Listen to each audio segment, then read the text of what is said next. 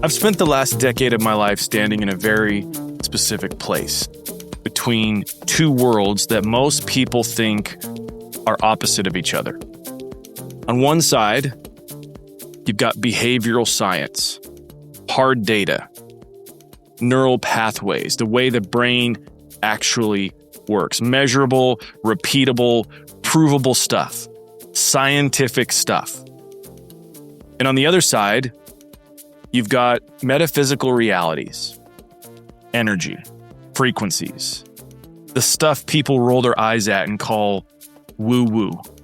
But here's why I'm talking about this today specifically is because I want to tell you a truth that most people won't embrace. And that truth is that they're the same thing. Behavioral science and metaphysical realities are the same thing. By the way, welcome back to the lab. I'm your host, Bryce Prescott. Today, I want to share something with you that I believe could fundamentally shift the way that you see yourself, see your potential, and what's actually possible for you in every area of your life.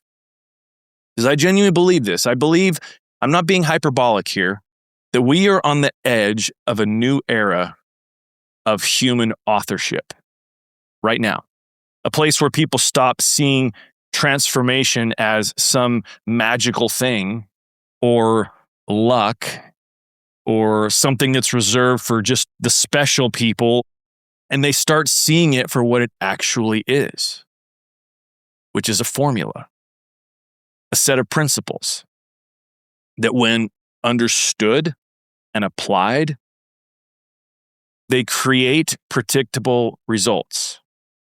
So much so that every result you have in your life right now is because of this formula, whether you're aware of it or not. But here's the thing, and this is important. I'm just not some guy that's read some books and thinks he's got it figured out.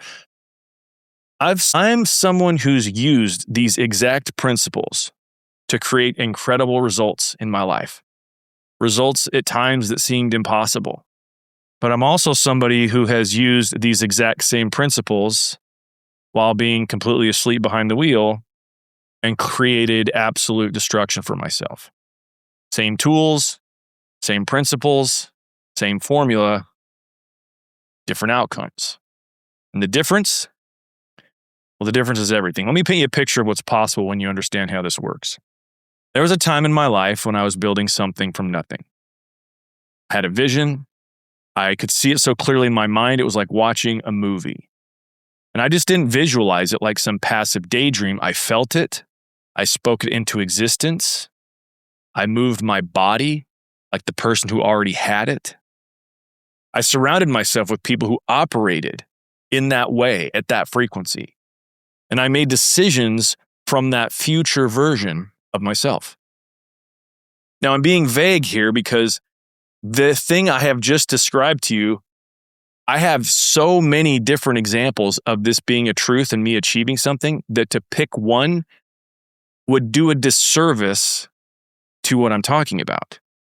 But here's what happened. Opportunities started appearing that didn't make logical sense. Conversations happened at exactly the right time. Resources showed up, whether it was money or opportunity. People said yes when I never thought they would. Revenue flowed. Clients materialized. I met the right people. My reputation preceded me in positive ways. And from the outside, it kind of looked like I was lucky or privileged in some way, like I was in the right place at the right time. But from the inside of things, I knew exactly what was happening. I had aligned my thoughts, my emotions, my actions, and my energy to a specific outcome. The science of that is that I created neural pathways through repetition. And I turned my nervous system into a specific frequency emitter. And the external world recognized this and rewarded it through coherence. That's not magic. That's mechanics. I've done this multiple times. I've shared with you how I'm in the specific part of a revamped journey towards health. At the time of recording this, I am in the best shape of my life, my lowest body fat percentage, my highest level of strength. I look better than I've ever looked. I felt better than I've ever felt. My habits are on point. I am in an elevated place that I've never experienced. And that is because of this exact thing that I'm referring to. There is a formula on how I choose to show up, having a vision internally, aligning myself in all of the different ways to experience the reality of that in my reality, both my inner world and my external world. I've done it in my relationships, in my business. When I'm aligned and when I understand the formula and I lean into it, the results are literally undeniable. And here's the cool part. I am not alone in this. I have met countless other people that have taken serious the things that I've discussed with you relative to neuro-linguistic programming, relative to manifesting the life that you want, understanding what you want, giving yourself permission, regulation of your nervous system. When all these things are done in the formulaic way as I've described on these episodes and in future episodes, it creates an exact result. But here's what I want to address now is that I want to talk to you about the other side of that. Same stuff, same tools, same understanding, but yet far different outcomes. There have been times in my life where I was using the same principles, visualizing, affirming, taking aligned action, staying in a high vibration, but I was doing it from a place of ego, from a place of avoidance, where I was trying to use these tools to control outcomes instead of the process, because I was terrified of what would happen if I didn't. I was scared of being fearful. How's that for some fuckery? And what it means is that I was basically asleep. I was unconscious.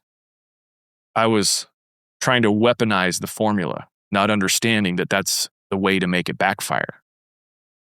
And it did. I manifested relationships that were toxic because I was too focused on being alone. I ignored red flags. I created business situations that imploded because I was moving in scarcity as opposed to abundance. I was competitive in my energy instead of collaborative. I built entire identities, versions of myself that crumbled because they were built on something inconsistent, like sand, on who I thought I should be, on who I thought I should be instead of who I actually was. Now, here's the wild part. In those moments, I was doing all of the right things. I was visualizing, I was affirming, I was taking action, I was believing, but I was asleep. And even though I might have been doing those things like visualizing and affirming, being asleep while you do those things visualizes and affirming and affirms. Being asleep, visualizing and affirming an outcome that you are scared of will produce the same result. It will produce what you don't want. See, when you're in that place of unconscious action about what you're doing, these tools won't save you. They accelerate your destruction. And the reason why is because the formula works. Most people don't understand that. The formula is neutral. It doesn't care what you're creating. It just amplifies whatever frequency you're operating from. If you're operating from fear, trying to dress that up and make it seem like you're confident, you will get more fear. If you're operating from control, but you're trying to dress it up like, this is my vision, I've got to have it this way, you'll get chaos. If you're operating from a place of unworthiness, but you're trying to dress it up like this is your ambition, you're trying to have an external result validate something that's insecure on the inside, you will sabotage yourself every time. And like I said before, these are the same tools, the same techniques, but the difference between transformation and destruction is consciousness. And that's why I'm standing on this bridge, because I've been on both sides. I've seen what happens when you understand the mechanics, but you're asleep. And I've seen what happens when you're awake and you apply the formula and the mechanics of the formula with clarity. So Here's what I want to offer you today as a listener of this episode. I want to bridge those two worlds for you. I want to show you that NLP, neuro-linguistic programming, isn't some manipulative sales tactic that has a dark side to it. It's just the study of how language shapes your nervous system and how your nervous system creates your experience of reality. I want to show you that manifestation isn't sitting around and thinking positive thoughts, waiting for the universe to deliver. $1 million fall on my head, please. It's not that at all. It's about creating coherence between your internal state, how you feel inside with your nervous system, and your desired outcome, so that you become a match both internally and externally for what you say that you want. I want to show you that these aren't opposing ideas. Behavioral science and metaphysical realities are describing the same thing from different angles. And when you understand both, when you can hold the formula in one hand and the flow in the other, you become the author of your life in a way that most people will never experience. Because you're not guessing anymore. You're not hoping. There's no clouds in your vision. You are not waiting for permission or for a sign or for the perfect moment. You are deliberately creating, consciously creating with precision your life and everything in it. And as grandiose as this may sound, I believe that can change the world.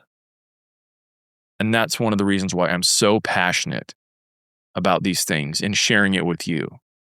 That's why I've started my group experience called The Lab, is because we dive into this there. And in my one-on-one coaching as well. Even with my podcasting clients, I am teaching them that they can create a show that can hold their biggest dream because they can learn how to hold that themselves. And when I talk about changing the world, I'm not just talking about like my world or your world. I'm talking about changing the world.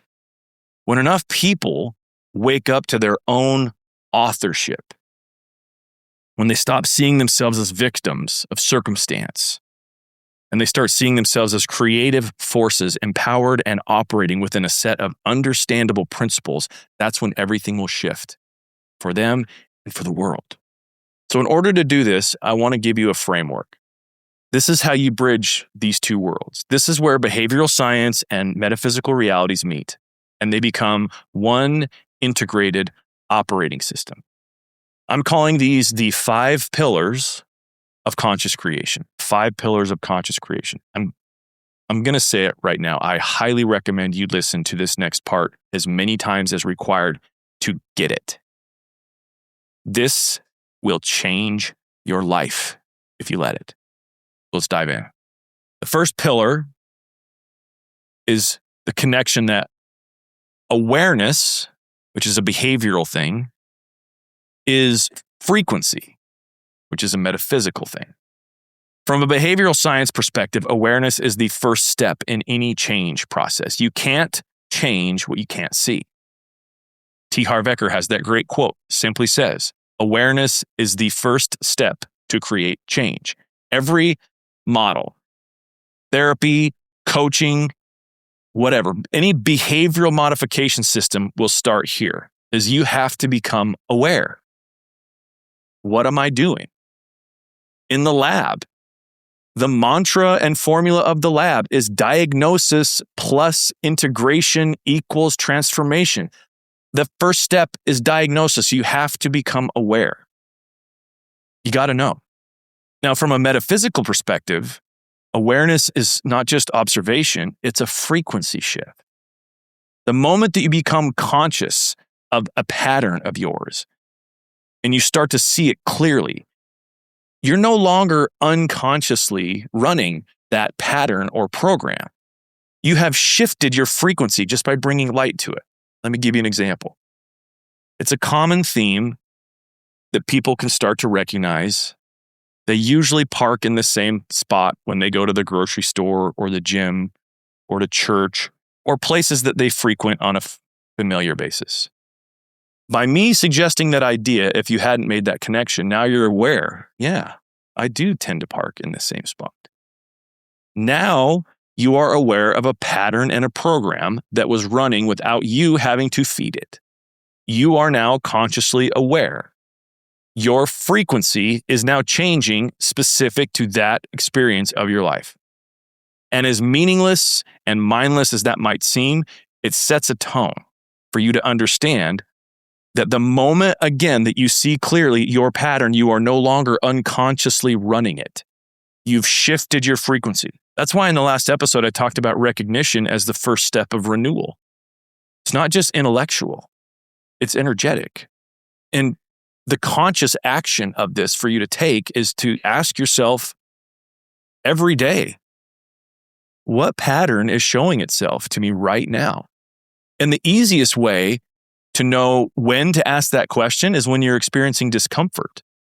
Discomfort, as I've said in past episodes, is an invitation for you to become stronger in whatever it is that is needing your attention.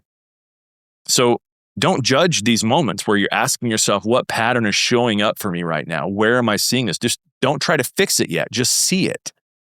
Allow yourself to be like, okay, there it is. Seeing it alone will start to shift it. The second pillar is that decision is intention, but made in the physical world. From a behavioral standpoint, a decision is a commitment. It's the moment that your brain says, we're going to go this direction. And neuroscience shows us that when you make a clear decision, your reticular activating system, the part of your brain that filters information, it starts looking for evidence that supports that decision. I've talked about in the past episodes how the power is in the choice. And once you choose, then the way is shown. The neuroscience backs this up. Energetically, a decision is an intention crystallized into form. It's the moment where your thought becomes real. It's a signal. And that signal goes out to the field around you. It goes out to your physical world. And that's where people mess this up, is they make weak decisions. I should probably eat better. I need to get my finances in order. Those are weak decisions. It's not even really a decision. It's just a suggestion at that point. The real decision, when you make it, it feels like something clicks, like there's a shift. Your nervous system knows it. Your body knows it. The world around you, your energetic field knows it. You know, when I truly decided that I was a coach, and not just someone who coaches on the side or behind the mask of my podcast company, when I stood in front of it, I made that choice, understanding that I've embodied that the whole time. I just never allowed myself the power of that choice. Everything shifted. And it's not because the universe rewarded me or anything. It was because internally, my state, my feeling, my nervous system matched my words. I was in a coherent place. Coherence is powerful. You can magnify it. And so as you consider this second pillar for yourself, I want you to consider the conscious action for you is to make one decision this week that you will feel in your entire body. Not what you think you should do, not kind of halfway, but a decision that you know is true. Take action. Like I said, a crystallized thought and commitment via decision changes your awareness. These are all interconnected. Now, the third pillar is that action is how this all moves. Taking action is how your energy shifts. And again, on the one side, the behavioral side, action creates evidence. You do that thing, you get the result in your mind, in your neural pathways. You are wiring a new way of seeing yourself, and that repetition builds the pattern. It builds the habit, and then the habits fortify the identity. But energetically, action is how you move energy through your system. It's how you prove to yourself and to your world around you that you're serious. It's where things are in motion. You can visualize all day. You can affirm and repeat. You can meditate. But if your actions don't match your vision, your nervous system will know that you're lying. And so does the universe or God, source, the highest version of you, however you choose to label it. They know you're not telling the truth. If you're visualizing one thing and then sitting on your hands when you're done visualizing, your subconscious mind knows you're a liar. But the opposite of that is embodiment. And that's what I talked about in the buffer episode. The space between decision and becoming is filled up with a bunch of action that you've taken. And that action is aligned. See, when you're asleep and unconscious in these things, you take action from fear or control or your ego. And that's what creates chaos and destruction and discontent and all of the negative things that you don't like. But when you're awake and you're consciously choosing, this is what I'm doing, this is where I'm going, this is why I'm doing it, clarity shows up, alignment shows up, and most importantly, momentum shows up. So in order for you to understand this, I have another conscious action that I'd like you to consider doing. And it's this: choose one daily action that reflects the identity you're becoming. Not a big overhaul, just one clean, aligned action. And do it like it matters, because it does. And I will say this, in the feed of the episodes for this podcast, I've, at the time of recording this, released 2 bonus visualization episodes. In both of these episodes, it invites you to do these things that I'm sharing now, where at the tail end of your visualization, you are now contemplating, what action do I get to take that is as that future version of myself that has the thing to which I'm visualizing. It's powerful. I've made this as easy as possible with the resources that I'm providing to you for free. So the one daily action that reflects your new identity, the one you're becoming, there's a visualization track in the feed of this podcast that will walk you right to that place. This stuff works, people. The 4th pillar is that your environment is your external nervous system. See, from a behavioral standpoint, your environment shapes who you are. That's basic psychology. If you want to change, you need to change your environment.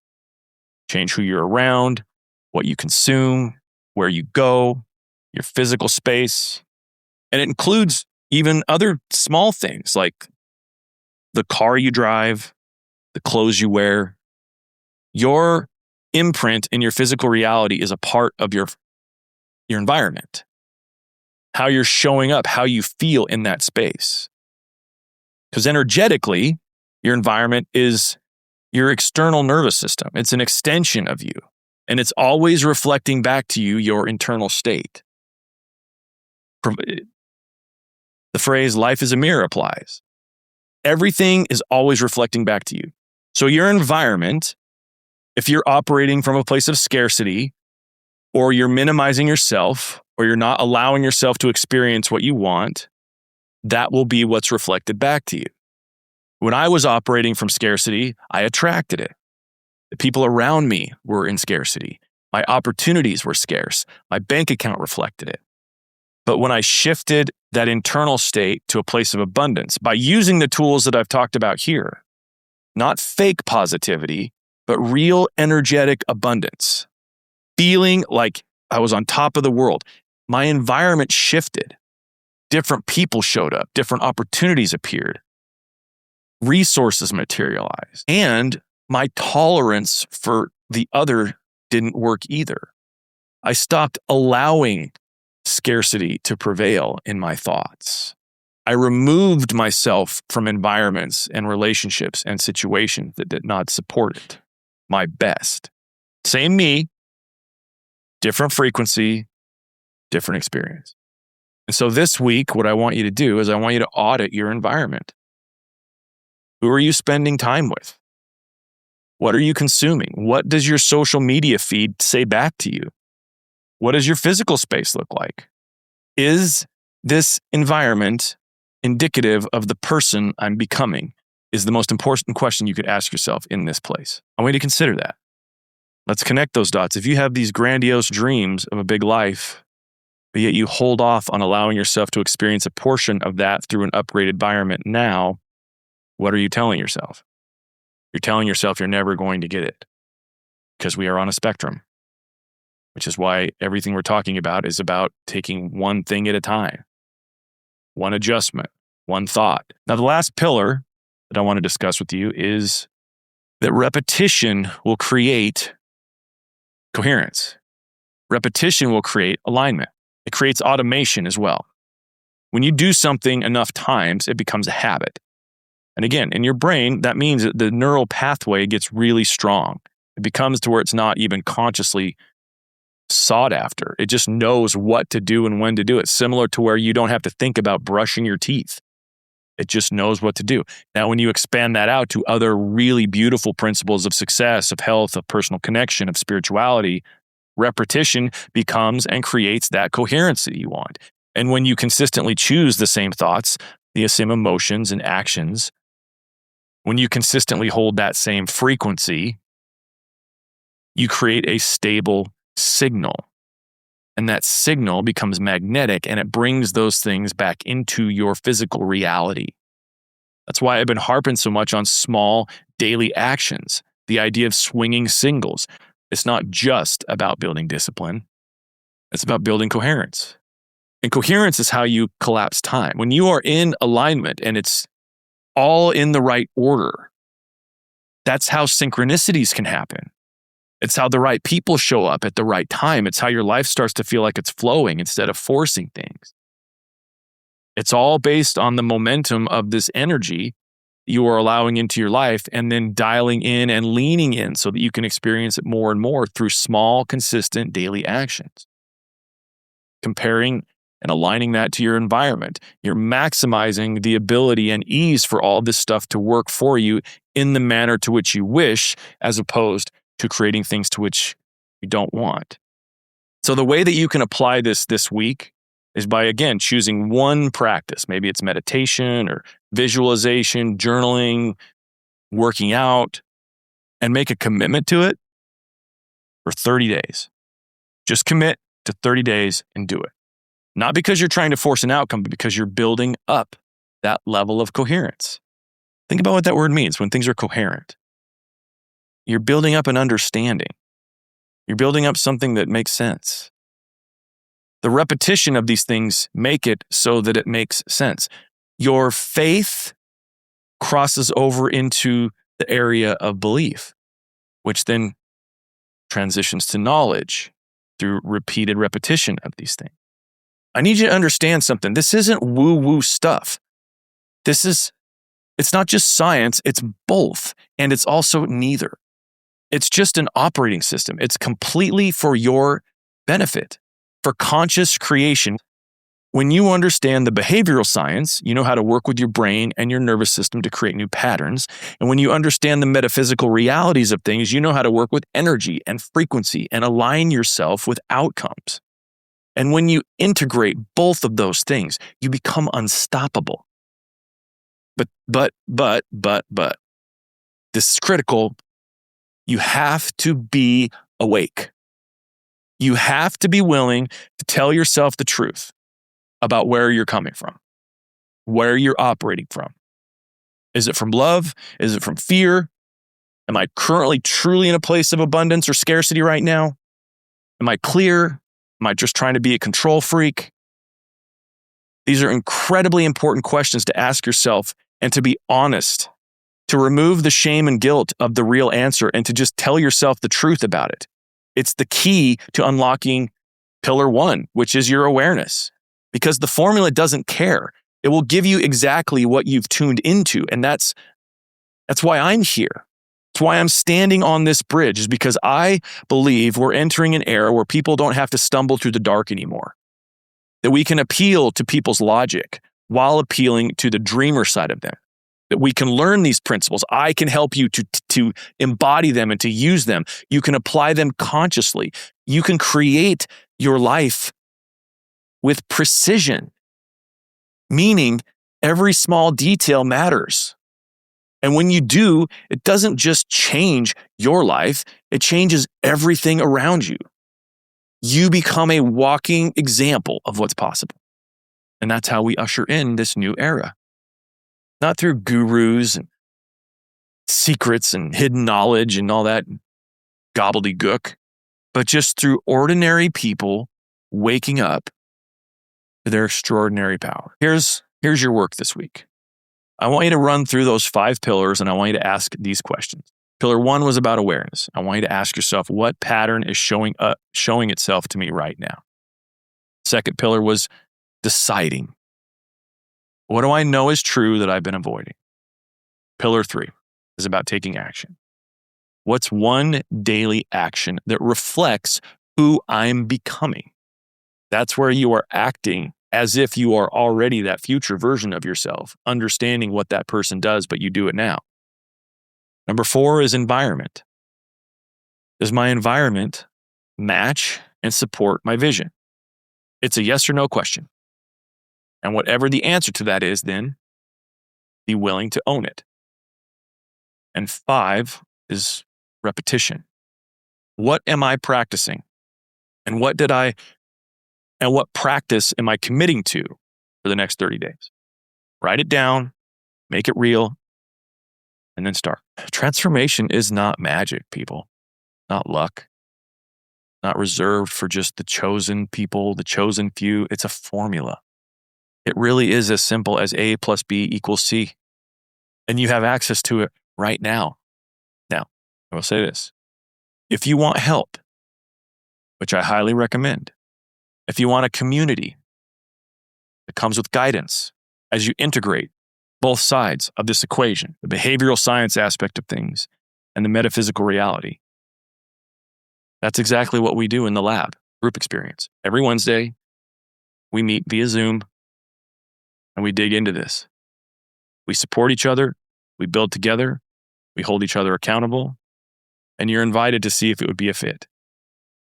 Go to bryceprescott.com and click on the lab group experience and check it out. And again, as we wrap up here, if this episode landed for you, I just request that you share it. Tag me on social if you do. Let's get this message into the ears of the people who really need to hear it. Because, quite honestly, the world is full of unconscious people. We need more conscious creators. More people standing on this bridge with me. More people who understand that the science and the soul of life aren't separate.